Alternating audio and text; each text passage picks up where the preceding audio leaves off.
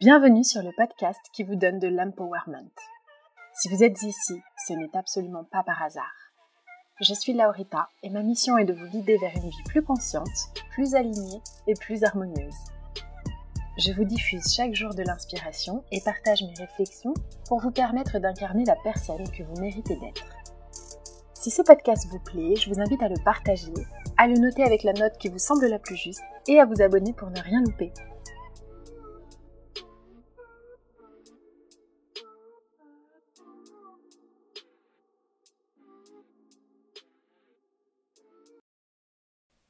Hello à tous, j'espère que vous allez bien. Si vous n'avez pas écouté l'épisode sur les people pleasers, go! People pleasing, c'est-à-dire dire oui à tout le monde, faire plaisir aux gens au détriment de ses propres envies et besoins. Qui n'a jamais dit oui quand il pensait non? Qui se force à faire des choses pour des gens parfois alors qu'il ou elle n'en a pas la moindre envie? Qui n'a pas osé s'affirmer face à un parent, un ami, un beau-parent ou un manager? Qui a déjà menti ou travesti la vérité pour, je cite, ne pas blesser? Qui a déjà enrobé la réalité pour la rendre un peu plus douce et pour rendre l'autre plus confortable?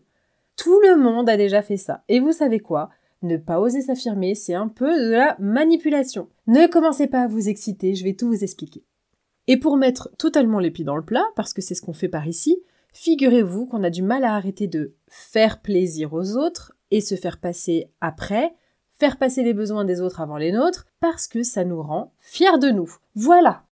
Aïe, ça fait mal à l'ego, non? Si vous êtes en train de vous énerver parce que je vous ai dit que vous étiez manipulateur / trice, de dire oui quand vous pensez non, ou que vous êtes fier de ne pas oser dire non, écoutez bien l'épisode jusqu'au bout, ça va vous aider. Et on est ensemble.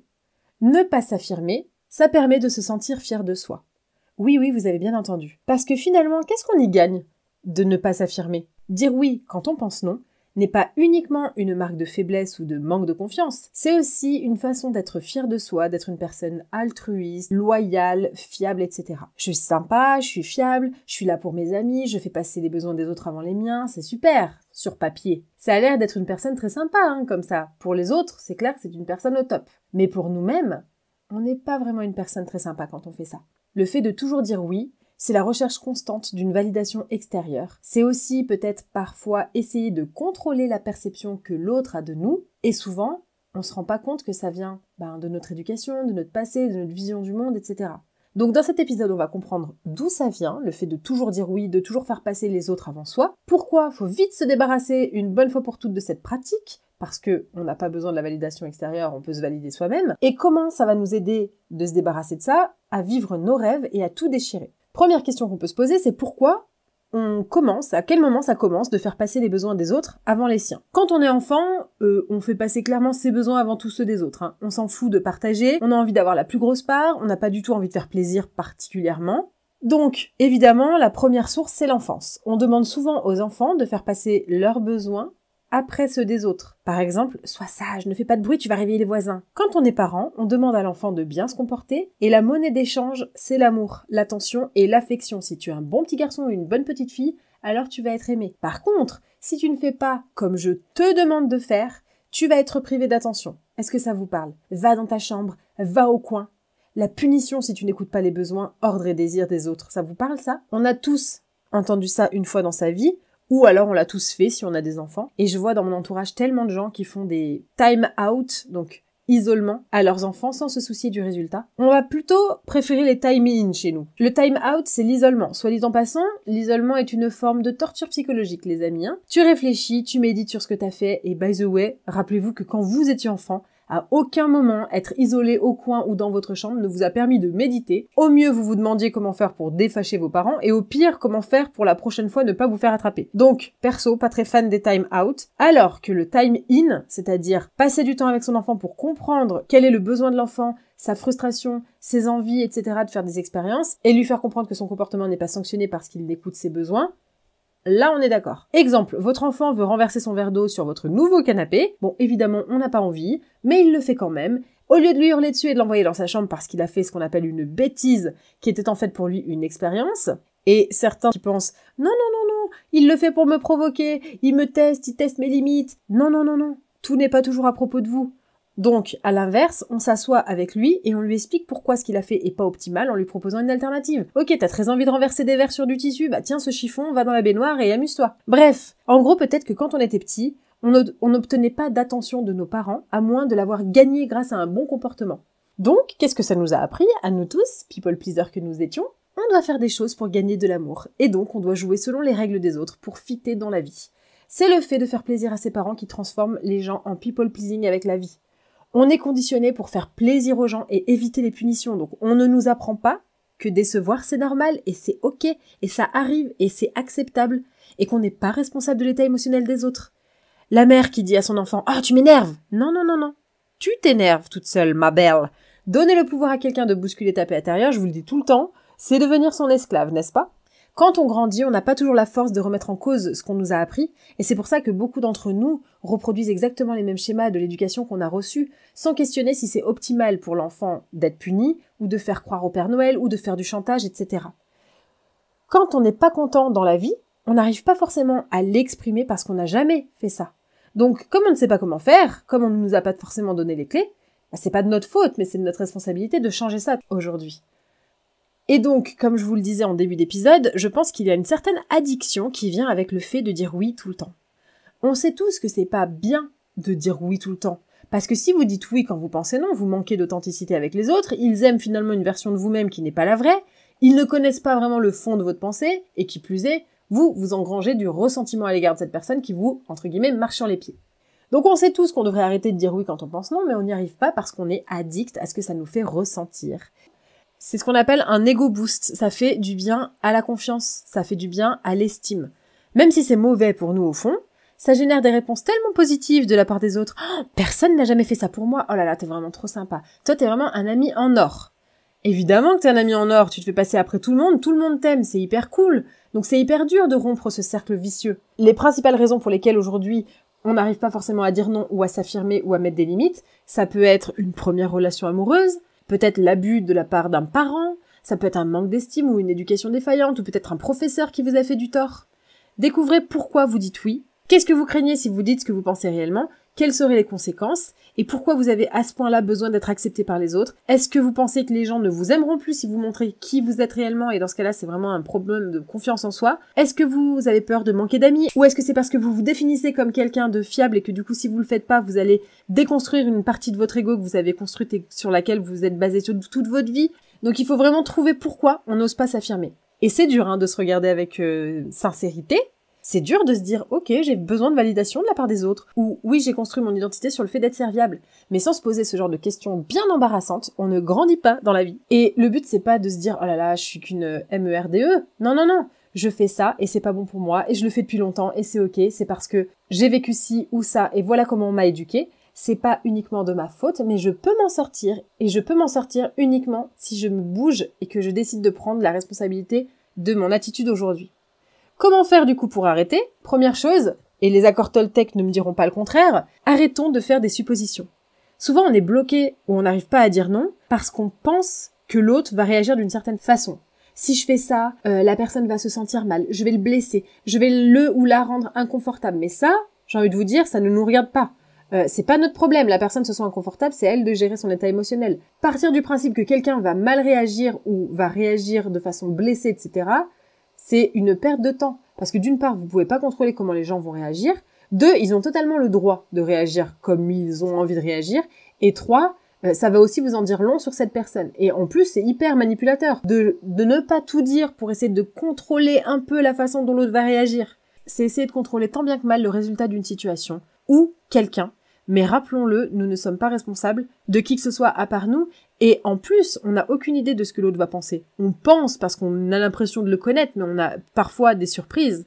Et comme je vous le disais, c'est un peu manipulateur d'essayer de contrôler les autres. Quand on dit oui, quand on pense non, on est un peu dans ce qu'on appelle de l'acting. On est vraiment dans le contrôle sans cesse, on se laisse jamais vraiment aller, on est toujours sur le qui-vive, du coup, on n'est plus très joyeux dans la vie. Mais moi, j'ai envie de vous dire, si vous dites non, si vous fixez des limites et que en face la personne s'énerve, ou se vexe, j'ai envie de vous dire tant mieux. Au moins, déjà d'une part, elle peut exprimer pleinement ses émotions avec vous, donc c'est cool, ça veut dire qu'elle se sent en confiance, et deux, il a le droit d'être déçu, fâché, etc.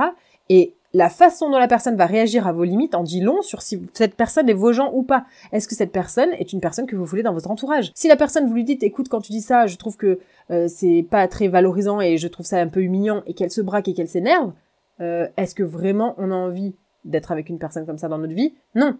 Vous allez donc pouvoir ajuster si oui ou non vous voulez ces gens dans votre vie. Une personne qui s'énerve parce que vous lui dites que vous n'êtes pas dispo ce soir, j'ai envie de vous dire c'est bye bye, n'est-ce pas? Autre point, chaque perception de nous-mêmes est liée à la vie et au trauma qu'on a eu. Vous tous qui m'écoutez n'avez pas du tout la même opinion de moi, pourtant je dis exactement la même chose à tout le monde. Peut-être que certains vont me trouver hyper arrogante, d'autres vont me trouver fun, d'autres vont me trouver pertinente, d'autres vont me trouver ennuyeuse à mourir. Et l'exemple que je prends toujours, c'est vraiment l'histoire du chauffard sur la route. De base, on va partir du principe que c'est un cinglé, qu'il est inconscient, le mec va trop vite, il roule à 160. Mais si ça se trouve, dans la voiture, sa femme est en train d'accoucher. Ou son fils est en train de faire une énorme crise d'asthme. On parle de sa propre perception des choses et on n'a jamais toutes les cartes en main pour se faire une vraie opinion. Autre exemple, une de vos collègues est glaciale, elle sourit jamais, elle rigole jamais, elle fait aucun effort pour s'intégrer. Elle est pas très sympa, non? Ou alors peut-être que c'est une femme battue? Peut-être qu'elle s'occupe seule de sa mère qui a Alzheimer depuis 20 ans? Ou alors peut-être encore qu'elle vient d'apprendre que son fils était malade? Chaque personne que nous rencontrons se bat contre quelque chose dont nous ignorons totalement l'existence. Donc soyons sympas les uns les autres. Et tout ça pour vous dire que les autres ont une opinion de vous basée sur ce qu'ils croient, ce qu'ils pensent. En mentalisme, on utilise beaucoup les ressemblances pour trouver les signes astrologiques des gens, par exemple. Essayez d'ailleurs la prochaine fois, c'est bluffant. Parce que le cerveau aime bien mettre les gens dans des cases, ça lui facilite la vie. Parfois, ça marche. Par exemple, on connaît Valentine qui est Capricorne et qui ressemble à Sandrine, donc on devine aussi que Sandrine est Capricorne dans son comportement, dans ses mimiques. Mais la plupart du temps, dans la vie, c'est totalement biaisé. Autre point, se demander qu'est-ce qui améliore ma journée. Comment je me sens dans cette situation? Comment je peux me rapprocher de mon but? C'est-à-dire tout ramener à soi finalement, un petit peu d'ego, ça fait pas de mal de temps en temps parce que avant de dire oui à une demande, demandez-vous si c'est quelque chose qui va servir votre purpose à la fin ou au contraire quelque chose qui va pourrir votre journée ou votre objectif. Exemple, un jour j'ai coaché une fille qui n'arrivait pas à dire non à sa mère, qui lui demandait d'arroser ses plantes tous les jours pendant son voyage en Inde pendant 3 semaines. La fille en question habitait à l'opposé de sa mère à Paris, donc 45 minutes aller, 45 minutes retour, pour arroser des plantes. Est-ce que tu as envie de passer 1h30 de ton temps dans le métro? Non, il y a d'autres solutions. Donc c'est ok de rendre service, mais clairement, là, on est sur un truc où ça te pourrit ta journée. Donc trouve une autre solution. Qui vous êtes vraiment quand vous êtes seul? Qui vous êtes quand personne ne vous regarde? Que faites-vous quand vous êtes vraiment seul? Qu'est-ce que vous aimez? Demandez-vous ce que vous voulez faire quand il y a personne. Demandez-vous quel serait votre alter ego. Je vous en ai fait tout un épisode d'ailleurs hyper intéressant à ce propos. Quand on se connaît, quand on sait ce qu'on aime, ce qu'on veut pour soi-même, quand on sait ce qui nous anime, ce qui nous fait vibrer, on se connaît davantage, donc on a plus confiance en soi-même et donc on sait aussi fixer des limites pour servir ses objectifs. Parfois, on se définit par ce que les autres disent de nous. Moi, je suis une personne fiable. Moi, je suis une personne serviable. Mais qui es-tu réellement? Est-ce que t'es vraiment comme ça?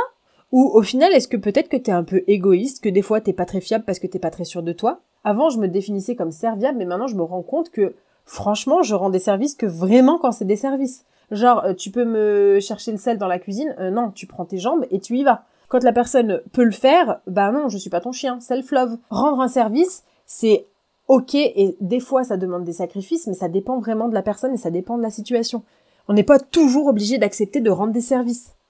Donc, petit exercice la prochaine fois, par exemple, que vous êtes avec votre conjoint et qui vous demande ce que vous voulez manger ce soir, au lieu de dire « je sais pas, comme tu veux », affirmez-vous, dites ce que vous voulez manger. Quand on s'exprime, quand on s'affirme, les gens nous comprennent davantage. Et peut-être qu'après, on va avoir des bonnes surprises parce qu'ils vont agir en conséquence. Pour tout le monde, ça diminue les frustrations, ça augmente la clarté de la situation et de la relation, et ça permet de se connecter à un niveau beaucoup plus profond. Donc, si vous êtes un people pleaser ou si parfois vous avez du mal à vous affirmer, vous pouvez essayer petit à petit. Oser dire non sans se justifier ou sans se sentir coupable ou inventer des raisons, c'est hyper difficile quand on n'a pas l'habitude de le faire. Rappelez-vous que vous avez le droit de pas vouloir, c'est ok. Et vous allez voir que rien ne va vous arriver si vous dites non.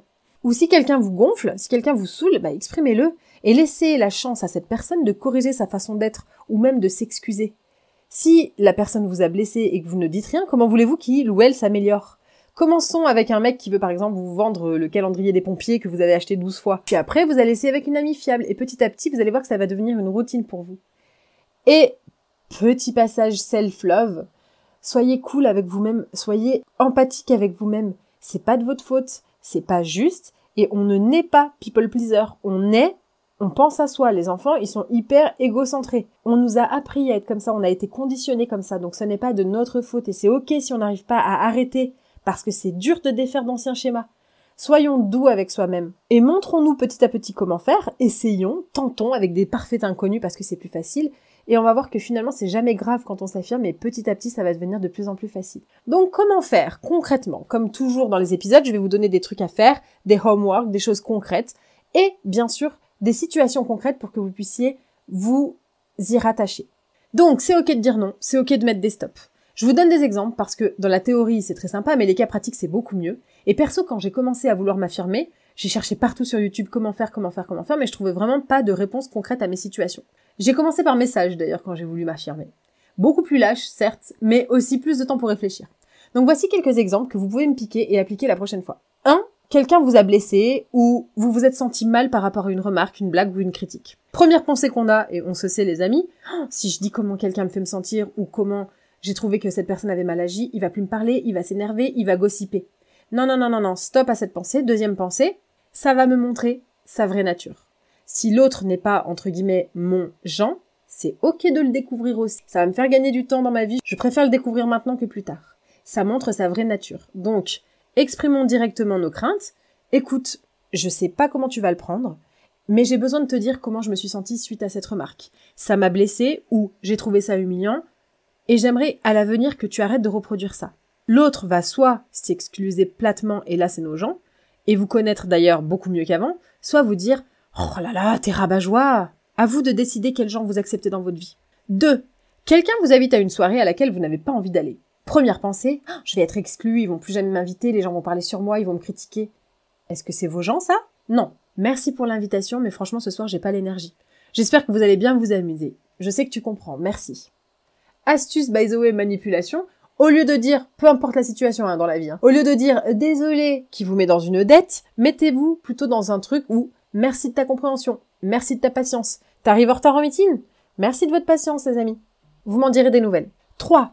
Votre boss ou votre collègue vous donne quelque chose à faire pour ce soir avec une très short deadline et avec beaucoup de choses à faire. Première pensée, j'ai peur de ne pas être promu, j'ai peur qu'il me vire, j'ai peur qu'il commence à jeter son dévolu sur moi, qu'il m'engueule, etc.